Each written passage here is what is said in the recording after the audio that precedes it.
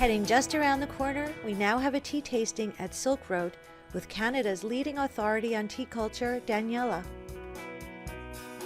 This isn't just any tea shop.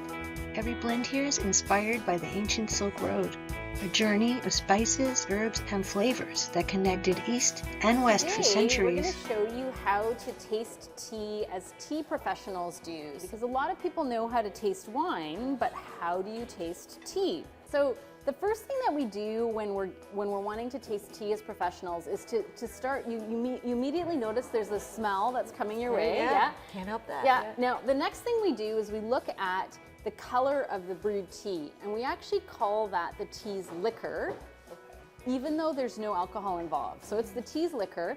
And the tea's liquor is automatically telling me some information about the tea. Do you see how it's a kind of orangey color? Right. That orangey color is indicative of oxidation. Okay. And it means that it's going to be either what's known as an oolong tea or a black tea. And so green, black, and oolong tea come from the same plant. How the leaves are processed will dictate what it becomes. Okay. So a lot of people don't know that. That's right. Yeah. So if you pick a tea leaf and you dry it almost immediately after picking, it becomes a green tea. And it will always have a grassiness to it, and it's because of the inherent nature of the plant. So now, of course, the next thing we want to do is we want to take in the tea's aroma, and we're going to go like this. Actually, you're going to put your hand. You have to, but yeah, it's true. It's really fragrant. Good. But you're going to actually just sniff like that. That's really nice. Yeah. Right.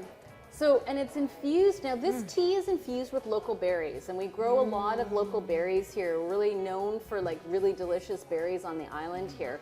And so we get that nice, like, berry sort of aroma.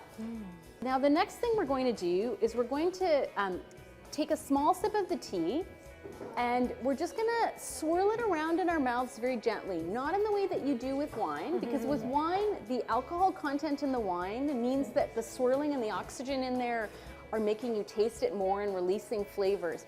With tea, swirl too much, you don't taste anything. So just slightly swirl it in your mouth and then swallow.